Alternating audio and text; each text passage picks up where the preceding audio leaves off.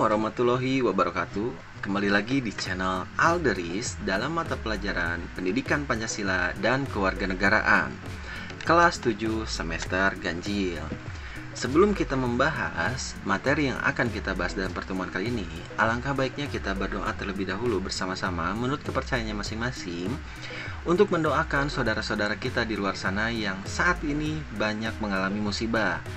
Yang sedang hangat-hangatnya adalah musibah COVID-19, di mana dalam masa pandemi ini kita harus bisa menaati protokol kesehatan yang sudah ditetapkan oleh pemerintah, yaitu diantaranya adalah dengan cara menjaga jarak, rajin mencuci tangan, dan yang saya sarankan untuk rekan-rekan semua, adik-adik semua, yaitu dengan cara berolahraga ringan. Karena dengan berolahraga itu bisa meningkatkan daya tahan tubuh kita, serta ditambah dengan sering meminum air putih. Minimal 1 hari itu 3 botol lah. Karena dengan kita sering meminum air putih itu bisa meningkatkan imunitas tubuh kita. Oke, tanpa berlama-lama kita langsung bahas materi yang akan kita bahas dalam pertemuan kali ini. Cekidot. Dalam mata pelajaran Pendidikan Pancasila, bab pertama yaitu tentang perumusan dan penetapan Pancasila sebagai dasar negara. Dalam bab pertama ini terdapat 3 subbab. Kita bisa lihat ya di bawah sini. Yang pertama adalah perumusan Pancasila sebagai dasar negara. Yang kedua adalah penetapan Pancasila sebagai dasar negara. Dan yang ketiga adalah semangat pendiri negara dalam merumuskan dan menetapkan Pancasila sebagai dasar negara. Nah, khusus untuk pertemuan kali ini, kita hanya akan membahas tentang subbab pertama, yaitu perumusan Pancasila sebagai dasar negara. Oke, kita lihat dalam bab 1 perumusan Pancasila sebagai dasar negara.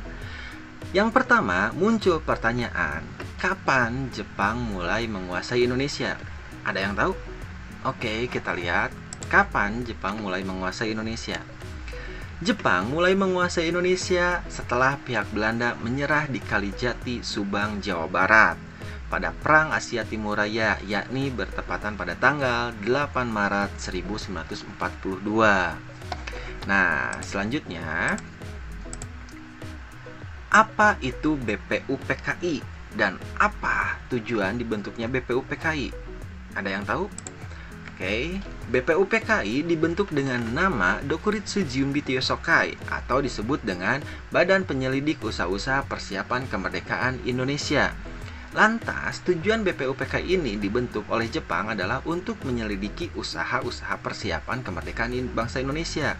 Meskipun di balik itu semua ada motif lain ya. Tujuan Jepang membentuk BPUPKI ini bukan hanya untuk mempersiapkan usaha-usaha persiapan kemerdekaan bangsa Indonesia. Ada motif lain. Apa itu? Kita akan pelajari dalam mata pelajaran Pendidikan Pancasila dan Kewarganegaraan. Sekarang kita lanjut ke pertanyaan selanjutnya.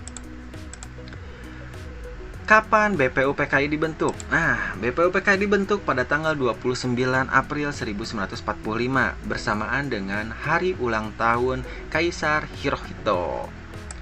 Next. Siapa yang membentuk BPUPKI? Nah, tadi ada yang ingat siapa yang membentuk BPKI? Siap. Betul sekali, yang membentuk BPUPKI adalah suatu badan yang dibentuk oleh Jepang pada saat Jepang masih menjajah Indonesia. Oke, yang selanjutnya adalah bagaimana susunan struktur organisasi BPUPKI. Nah, struktur organisasi BPUPKI adalah diketuai oleh DRKRT Rajiman Weddiodiningrat dengan memiliki 2 wakil ketua. Yang pertama itu adalah Ichibangasa Yoshio. Beliau adalah perwakilan dari Jepang. Dan yang kedua adalah RP Suroso, merupakan perwakilan dari bangsa Indonesia. Jumlah anggota BPUPKI ini adalah 62 orang, terdiri dari bangsa Indonesia dan 7 orang perwakilan dari Jepang. Yang selanjutnya adalah kapan dan di mana BPUPKI melaksanakan sidang. Nah, BPUPKI melaksanakan sidang itu sebanyak 3 kali. 2 kali sidang resmi dan 1 kali sidang tidak resmi. Sidang tidak resmi ini dilaksanakan di tengah-tengah waktu antara sidang pertama dengan sidang kedua. Sidang resmi pertama dilaksanakan pada tanggal 29 Mei sampai 1 Juni 1945 dengan membahas tentang dasar negara. Nah, setelah sidang pertama ini, lanjut di sidang tidak resmi, yaitu dilaksanakan di masa reses. Tujuannya untuk membahas rancangan pembukaan Undang-Undang Dasar 1945 yang dipimpin oleh anggota Insinyur Soekarno. Sidang tidak resmi ini dihadiri oleh 38 orang. Lalu hasil dari sidang tidak resmi ini dibawa ke sidang tidak resmi yang kedua yang dilaksanakan pada tanggal 10 sampai 17 Juli 1945, membahas tentang rancangan Undang-Undang Dasar 1945. Nah, sidang BPUPK ini dilaksanakan di Gedung Choi Sang-in yang kini dikenal dengan sebutan Gedung Pancasila. Next, apa yang dimaksud dasar negara? Nah, kita lihat ya.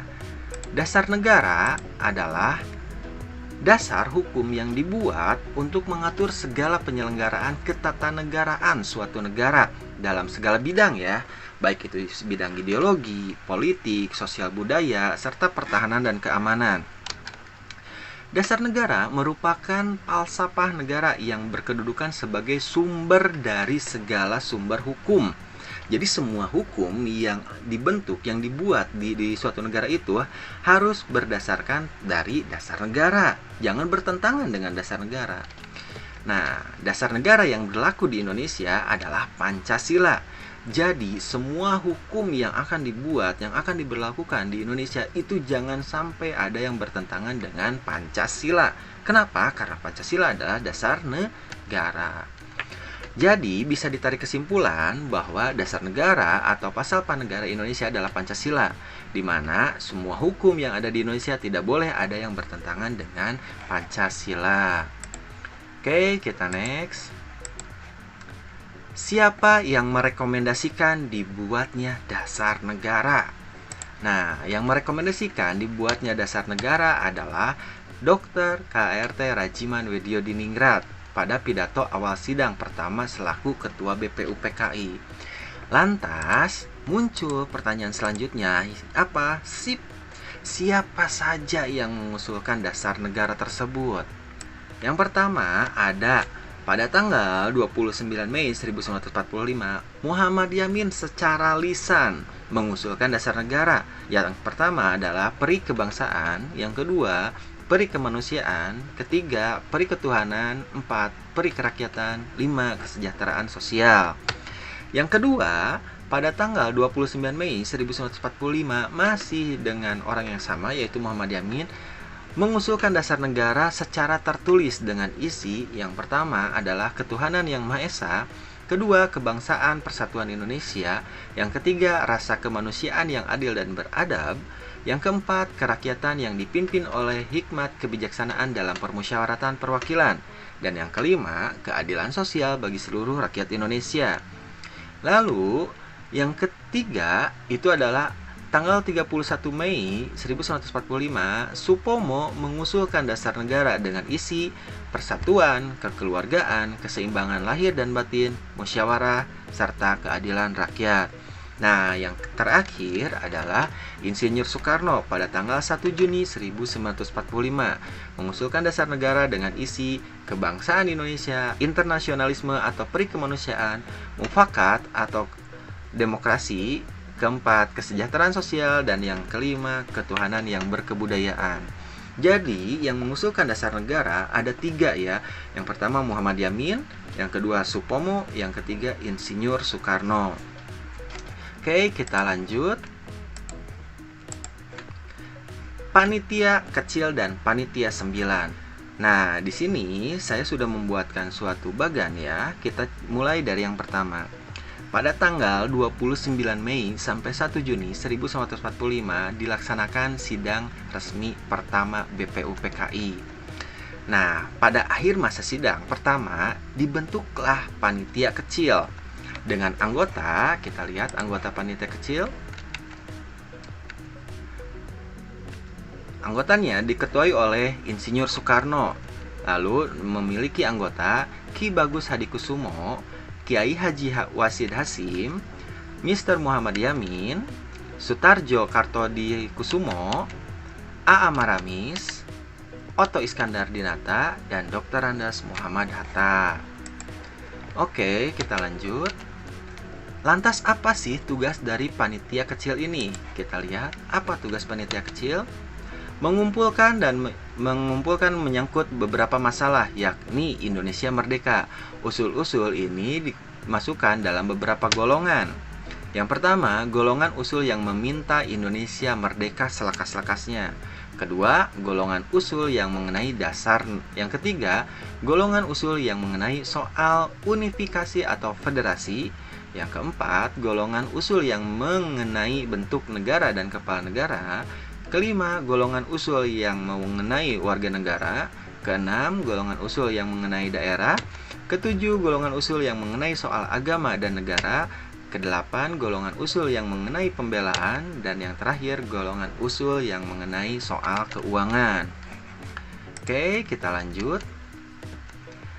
Dari akhir masa sidang pertama tersebut, panitia kecil rapat dengan 38 anggota BPUPKI.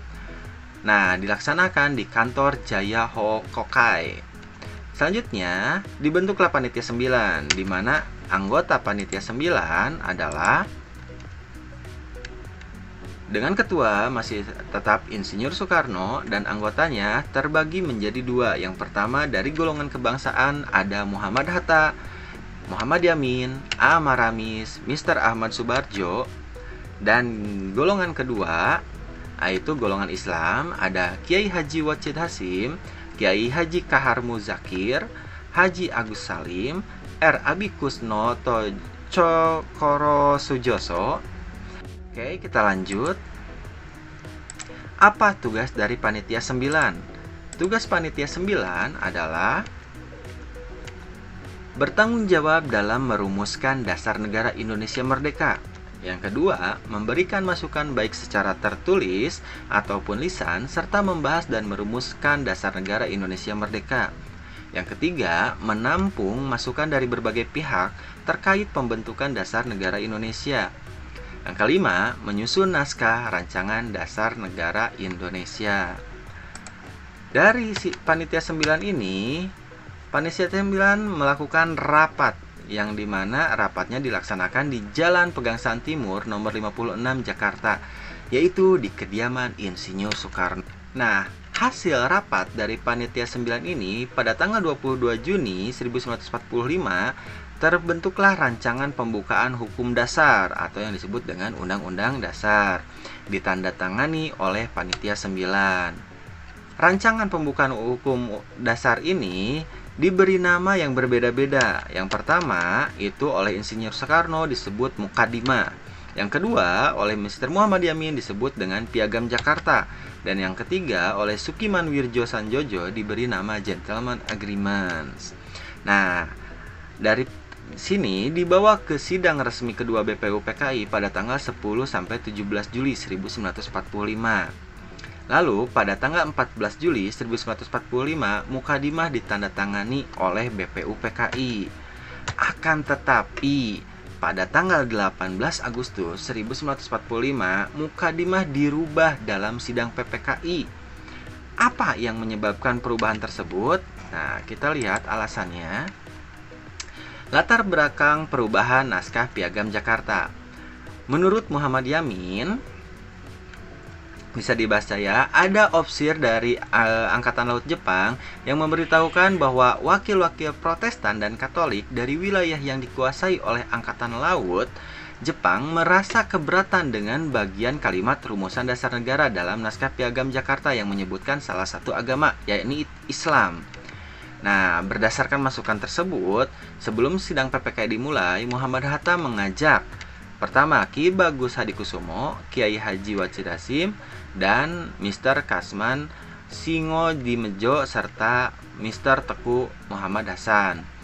Dilaksanakanlah rapat pendahuluan dan akhirnya ditetapkanlah rumusan dasar negara yang tercantum dalam pembukaan Undang-Undang Dasar 1945 oleh PPKI pada tanggal 18 Agustus 1945 berisi tentang ketuhanan yang Maha Esa, kemanusiaan yang adil dan beradab, persatuan Indonesia, 4. Kerakyatan yang dipimpin oleh hikmat kebijaksanaan dalam permusyawaratan perwakilan, 5. Keadilan sosial bagi seluruh rakyat Indonesia. Nah, Mungkin itu saja materi yang bisa kita bahas dalam pertemuan kali ini. Semoga materi yang saya sampaikan bisa bermanfaat untuk rekan-rekan yang menonton video ini. Dan jangan lupa di masa pandemi ini jaga protokol kesehatan. Ingat, yang mahal itu adalah kesehatan. Jadi jangan sampai kita teledor yang mengakibatkan kita malah terjangkit virus-virus yang sekarang sedang marak di luaran sana, khususnya adalah COVID-19.